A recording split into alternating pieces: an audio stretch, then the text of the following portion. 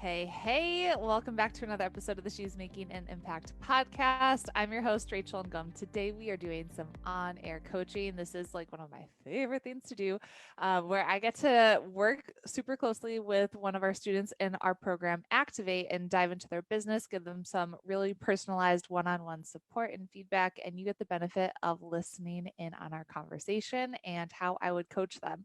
If you want to learn more about Activate and apply to join us, just go to rachelandgom.com/activate. And today we have Miss Jenny. How are you? I'm good. How are you? I am good. Why don't you tell us quickly what your business is and then how I can support you? Okay. So my name is Jenny Brereton. I am a clean beauty coach as well as a hairstylist. I help women transition to non-toxic, clean beauty products, giving them the confidence knowing that what they put on their body is healthy and safe for them, their family, and the environment. Cool. All right. Yeah. How can I support you today? Okay. So last week, I believe it was, I had my launch and I had 2 webinars. I had 0 signups. But my thing is too, I also had people register for the webinar, but then not join the webinar. So is there a certain like conversion number there that you see how many join but don't show up? Have you gone through the numbers video inside of Activate where we talk about conversion numbers for your launch and like the spreadsheet that we have to kind of show you what? Okay. So you need to go through that. Okay. That'll be super helpful. Because remember, it's seriously all about the numbers. Yes. And so if we have 100 people register for our webinar, how many can we expect to show up? Do you know? No. 20 to 30. So 20 to 30%. Okay. Yeah. And then how many total can we expect to buy if we have 100 people register? 1 to 5. Yep. So how many people did we have register? 17. Okay, so based off of that, how many should we have had attend live? Like 1, 2. A little more than that. So let's see. Math is not my strong suit. Like I could do 100. I know, okay, like so 3 to 4. So we should have had 3 to 4 attend live. We didn't have any attend live. I had 1 attend live on the first day. Okay. And then the second day, I didn't even know, like I kind of held it like I do at the salon. Like I gave it 15 minutes to see if anyone was going to join and nobody did. So I just didn't do the webinar that day, but I sent out an email with the previous recording. Okay. So what does your nurture sequence look like for the webinar? How are you reaching out to them? Well, I announced the webinar for the sign up. I just did like random emails and then I would mention it in video. I actually did a random ad for it. I don't even, it was one of those things where it's like Facebook's like, hey, do you want to promote this? I'm like, sure. Why not? Sure. Okay. So I did that. Okay. So I don't know if I guess I didn't have too much like the nurture set up ahead of time with that. I just kind of announced that I was having it and then I would give like details of what it was. Okay. So two different kind of like nurture things I want you to think about. One, having a 4 to 8 week series of like Facebook live videos, podcasts, blog posts, whatever that looks like for you. Okay. Where you're adding value and you're getting people on your email list. You're not necessarily promoting your webinar that far out, but you're establishing credibility in this area and getting people to take notice to who you are, what you're about. So we call that the runway. So the longer the runway, the better the launch is going to be. Okay. So I do a video every week. I do a blog post every week. Okay. My video goes on Facebook, YouTube, and Instagram. Awesome. So 8 weeks before the webinar, I would up it to 2 live videos per week. Oh. I would up it. And then the email nurture sequence for the webinar. That's the other thing that I wanted to talk about is how many emails, once they sign up for the webinar, how many emails are they getting from you and what is the timing of those emails? So that's where I kind of fall into the trap with tech. Like when they sign up, I think I had like 5 or 6. I could look it up, but I have like 5 or 6 that lead you up to the webinar. Okay. So yay, you're in, like 3 secrets you'll learn. Another one, I know that I have 2 the day of, like one with their workbook, another like day before reminder. and they go out from when they sign up to like one a day or one every other day, depending on when they sign up. But then it kind of, I get confused where they're like, well, then if you sign up like 2 days before the webinar, you just don't get any of those previous emails. Correct. Right. Okay. So I think I had it set right. It's always the tech part. You're like, oh, I hope these work. So those are things you could ask Ariana inside the Facebook group to be like, hey, did I get this set up right? Because she's our tech expert and she's the brains behind all of our email series and active campaigns. So she can definitely help you with that to make sure that you have it set up right. I would have at least 2 emails go out the day of. Yes, I had that. Like we're starting 3 hours before. Okay. And then do you have one like 15 minutes before? I have the 3. Let me pull this up super fast. I have 3 hours before, and then like, hey, we're on. Where are you? Okay, good. So you want to make sure you have at least those 2. And then something that you could do is actually look in Active Campaign to see what the open rate is of those emails. And then you could test different subject lines to see if you'll get a higher open rate of those emails. And then you could also test using ManyChat messenger bots. And so like on the thank you page of the webinar registration, you can have them sign up for a ManyChat bot. And then you could send out Facebook Messenger notifications too. Oh, okay. I'm wondering if I should have Ariana do a little training tutorial for you guys on how she has that set up for us. Would that be helpful? Yeah. Okay. And I just remind me and I'll have her do that. Okay. And I was just playing around with Flowdesk for this one. Okay. Because I have Active Campaign, but it's so many bells and whistles to it that it really overwhelms me. And so Flowdesk was super, like much more simple. Mm-hmm. And so I was so excited. I actually had like, I have 1, 2, 3, 4, 5 emails they get out like before the webinar. Cool. Okay. So some things, look at the subject line, testing out ManyChat. And then when you're small like this, I would just see like, could you reach out to people personally? So that's what I did when I was first getting started. I'd be like, hey, our webinar's about to start. Like I would literally send them a message on Facebook personally from my own account. Okay.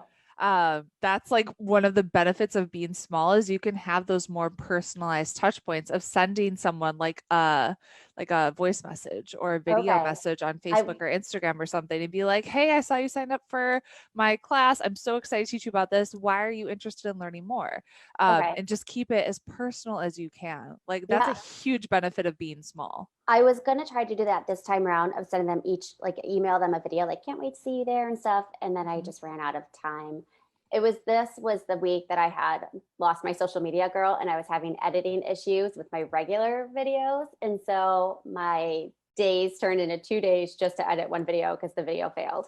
Oh, no. So I didn't have my social media girl to help me with that stuff. So it was on my list. It just didn't make it onto this one. And then I had something where their names didn't even show up when they registered. Everyone's name was mine. Uh-oh. And there was no way to change it, only for one day, not the second day. That's weird. It was weird. Yeah. So yeah, I learn a lot every time. Which is good. Like every time you do this, it's just like, all right, what's my lesson going to be from this launch, this webinar, whatever, so I can apply it to the next one. And every time you do it, you get better. Yeah. Yeah. And I keep thinking like, I wonder if I should change up my webinar and how I do it, but I'm not having enough sign up for the webinar yet to even get. Yeah. I mean, you start at the beginning. So start at like, all right, how is the opt-in rate for the webinar registration page? Is that at like 50% or higher? If it's not, then that's something that we need to look at. How can we increase the sign up rate there? Right. Okay. And then from there, we look at how many people are actually showing up live. And if that's not at 20 to 30%, then we need to look at the email subject lines, how many emails we have out, like everything that we've talked about basically. Okay. And then we look at the live webinar and we're like, all right, are people staying on until the 30-minute mark? Are they staying on to actually hear about the pitch? How many people are buying live on the webinar? How many people are buying after the webinar? How many people are paying in full? So you don't want to change the webinar if you're not getting enough people to sign up and enough people to attend live. Okay. So that's where we need to focus. Okay. And I think I had you look at my sales page. Mm-hmm. I don't think the other one. Maybe I did. I don't remember. I'd have to look. Do you want me to look at the registration page right now? Sure.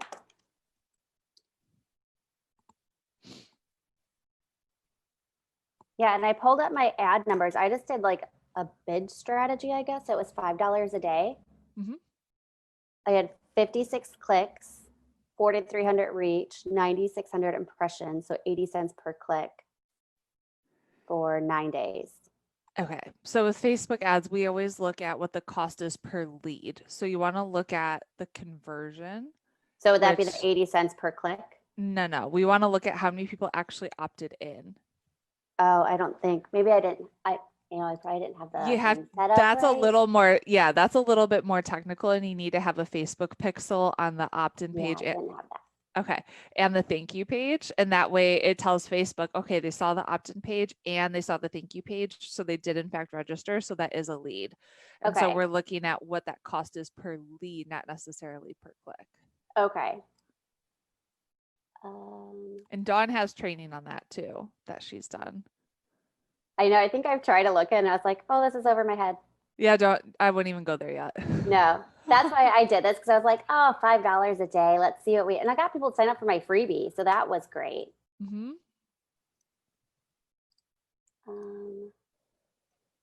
If you want to do an easy ad strategy, I would just be doing Facebook Live videos where you're talking about the webinar and what they can learn. And then I would just be, you can do video view ads. That's probably the easiest thing to do. And then just talk about the webinar, what they're going to learn, what their transformation is going to be, and then have the link in the video description for them to go and register. I think that would probably be the easiest Facebook ad for you to run at this point. Free workshop, Intro to Clean Beauty. What's in your beauty products? Okay, I think we can change that headline. Okay. The Intro to Clean Beauty part or the free workshop? The free workshop is fine. Okay. The Intro to Clean Beauty, what's in your beauty products? Okay. And so I want you to think what's going to grab your ideal client's attention and get them to take notice. Okay. So it could be 5 common beauty products that are sabotaging your health and fitness. Okay. So I need to add something, because my main thing is focus on people's health. So I need to add something about like your health in there. Mm-hmm. Oh, and that's why I guess I kind of did it below. So, I mean, this is something that we could definitely brainstorm. I think it'll take a little bit longer than the time we have today to come up with like a really great one. So Russell Brunson always says, use how to something without something. So like how to get started with clean beauty. I want to make it sexier than that, which I wouldn't be able to think about the top of my head right this second. How to like get started with clean beauty without spending a ton of money, wasting hours, and being overwhelmed or something like that, you know? Yeah. So that's just something that we can kind of brainstorm on inside the Facebook group to come up with a better title. I think that'll be much better. Get ready to take back your health and ditch those harmful toxins from your beauty routine. Is that what they want? They want to be healthier. So they want to give up the different toxins. Like this is kind of teaching people that there are toxins in your beauty products. And so from what I'm hearing from people, the reason they want to switch their stuff to clean beauty is to be healthy. Okay. So there, I would probably put like 3 little bullet points of what they're going to learn. Okay. So during this free workshop, you'll discover,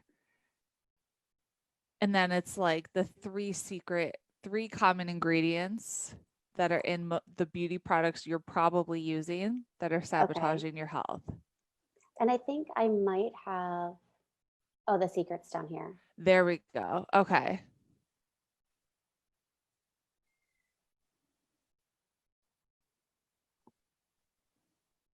So see, I didn't even, so we definitely want to make sure we change the above part because people aren't going to scroll if they're like, that doesn't grab them. You know what I mean?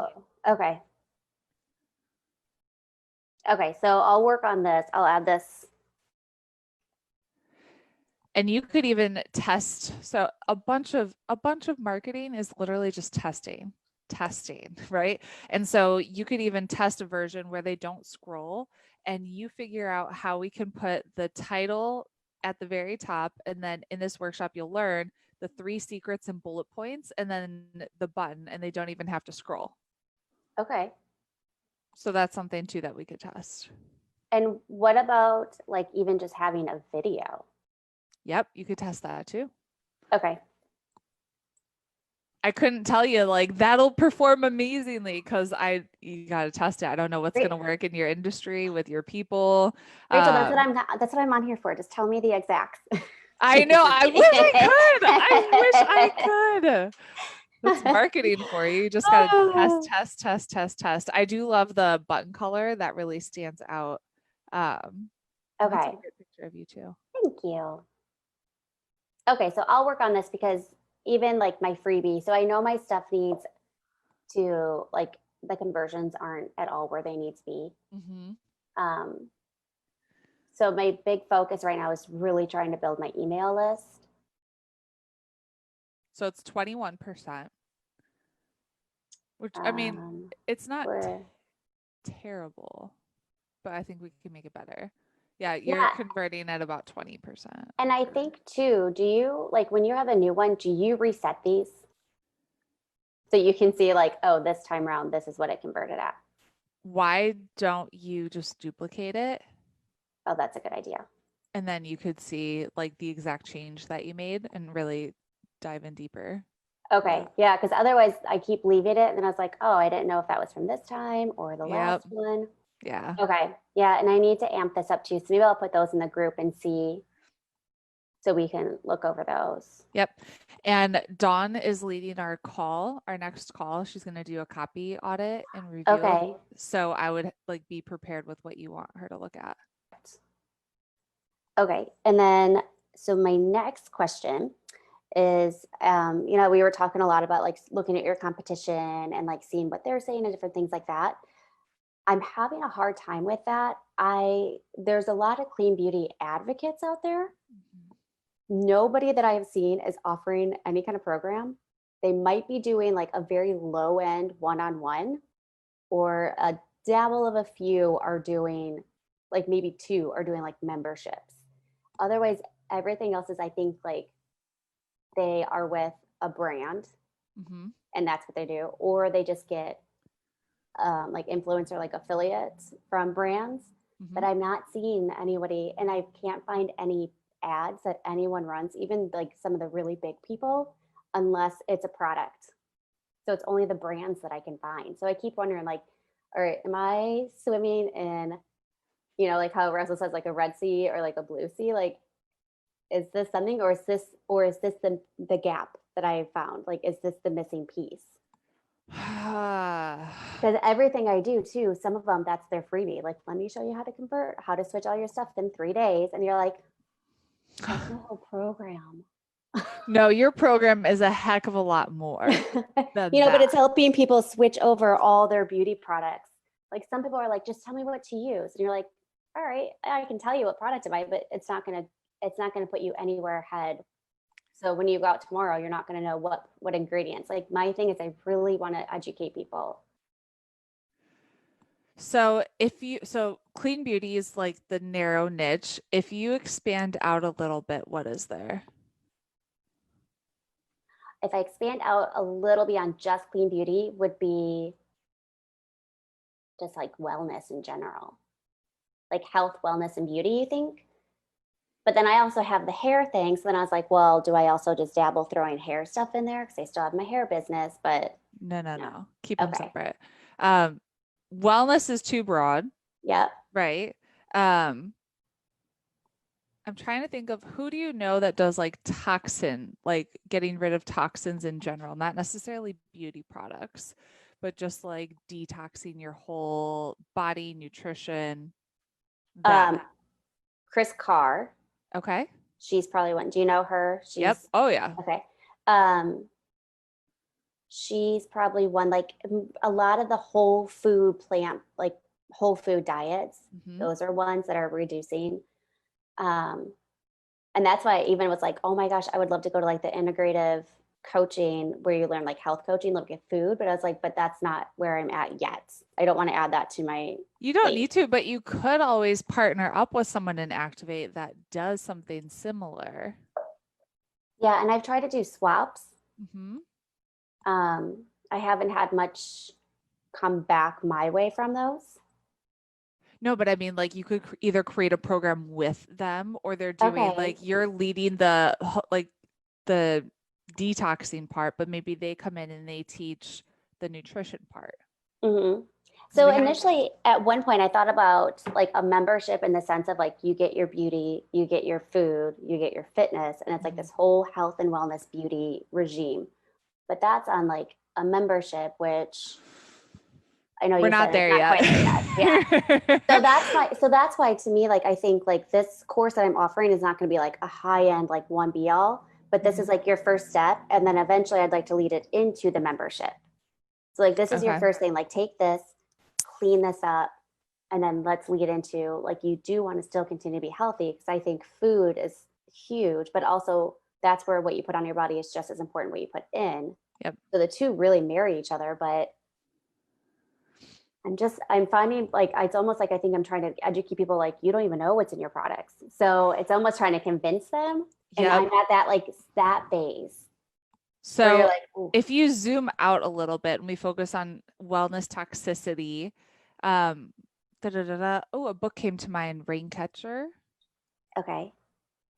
I forget who the author is, but I read that and it's talking about overall wellness, but definitely like the toxins that are building up within your body.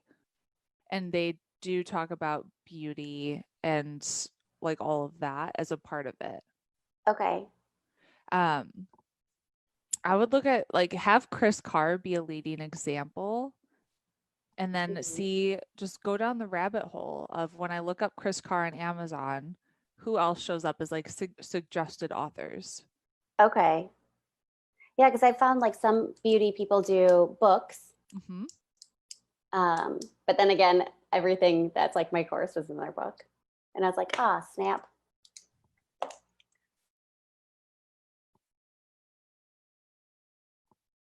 Yeah, because right now the only thing I have to offer is my course, Mm-hmm. which means unless I do a launch, I have no income. Which Granted, we I don't have want. my salon income, so that's good. But We don't want like feast and famine mode with just launch like every 3 months, right? So I want you to yeah, think what's something reoccurring that you could do. I almost thought like, and this is part of my program, but it is just a bonus in it, is all my recommendations. So if people just want to know what products, but I don't know if that's something you would purchase, my whole list of clean beauty. That wouldn't be reoccurring though. So I want you to think like what's something where people would want to work with you month after month. And that could be like a 6 month program, a year-long program. What could you offer them? And again, it doesn't have to be just clean beauty and just you. I want you to think if I were to partner up with somebody that's a nutritionist, that's in Mm-hmm. like the wellness space, how could we create something together? Okay. Yeah, because I feel like yesterday was a rough day. I felt like I've put so much work.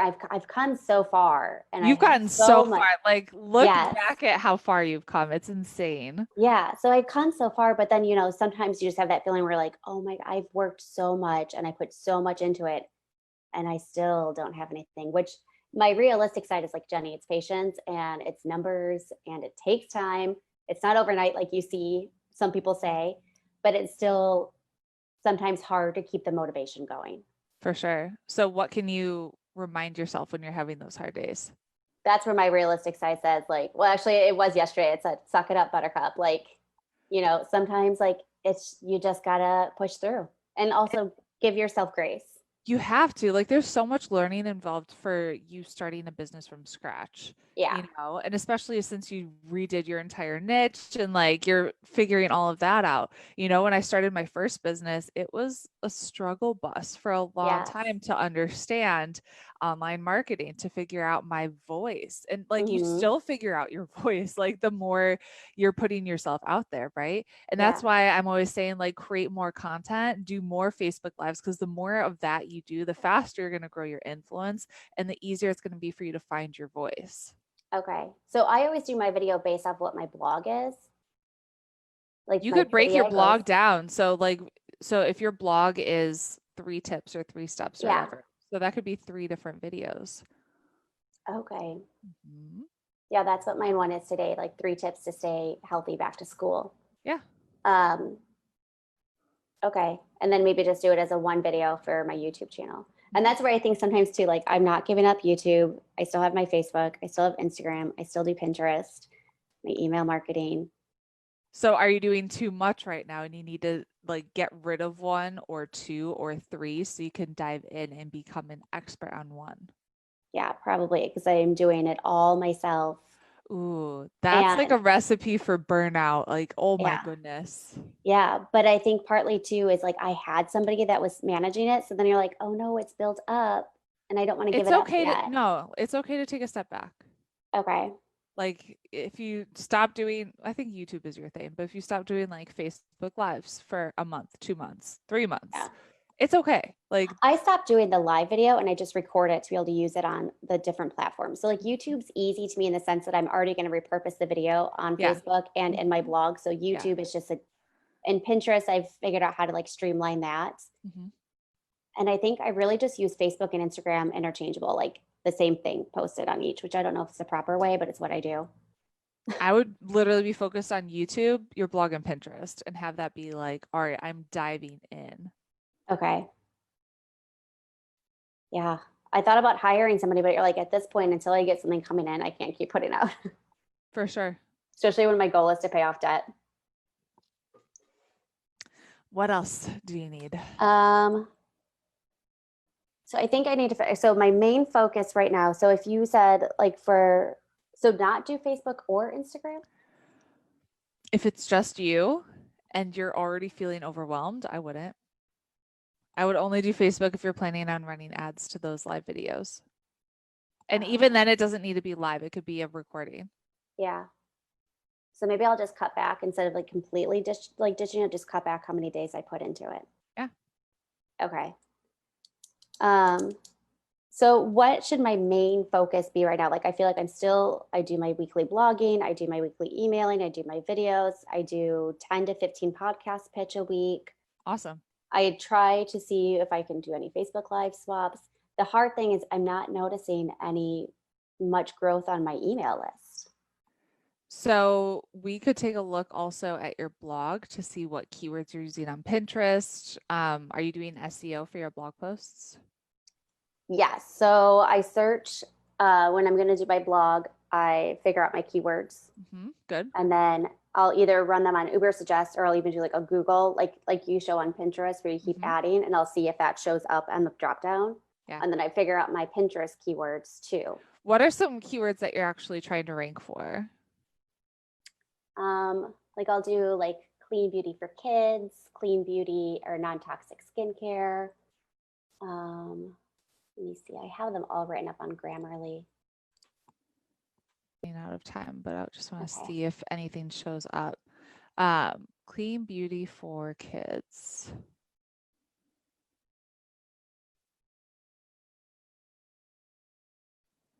Do you see any of your pins? No, let me see if I did that one. I think I'd have to look and see. Clean beauty brands. Switch to clean beauty is the last one I did. Switch to clean beauty. Okay, that's a good one. Do we see any of yours up here?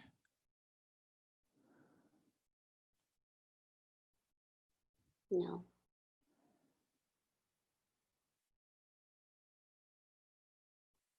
Okay. What is your Pinterest account? Jenny Brereton Stylist. Not that one. Not that one? No, that's my personal. Yeah.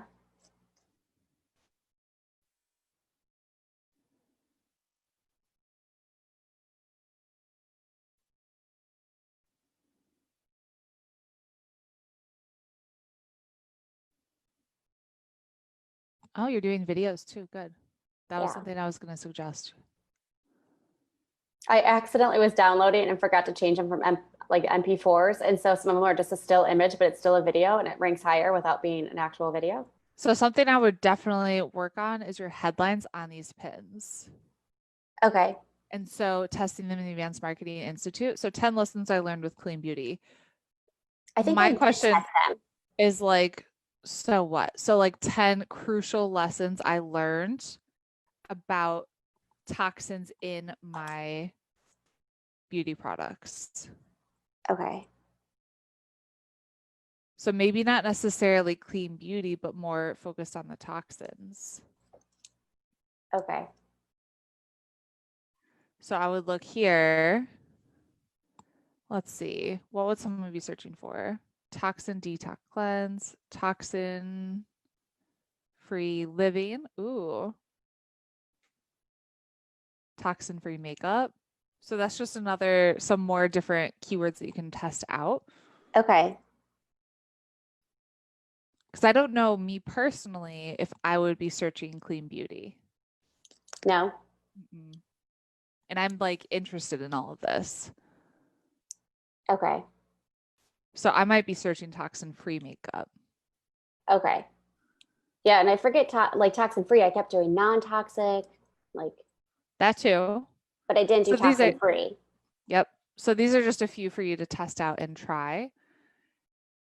And then here, switching to clean beauty and start using more natural beauty products. It can feel overwhelming. Start with these 5 products first. Okay. So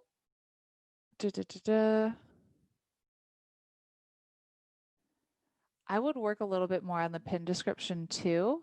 Okay.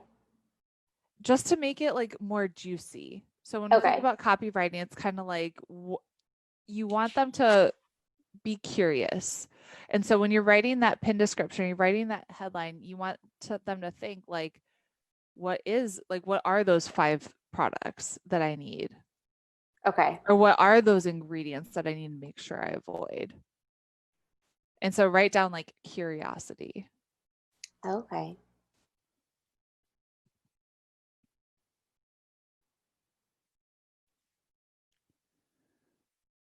Okay. Make sense? Yep. Okay. Great. So I would be prepared for Dawn to get some copy reviewed for sure. And I think it's tomorrow, right? I think so. Yes. Okay. At 11. I don't work. Yeah. Okay. Good. Yes. Okay. Where can people learn more about you? My biggest thing is probably on my blog post. So jennybrereton.com. Amazing. How do you spell your last name? It's by the way? Brereton. Amazing. Okay. Jenny, it's just like such a pleasure to work with you and see how much you've grown over the past several months. So you're amazing and keep it up. Thank you so much.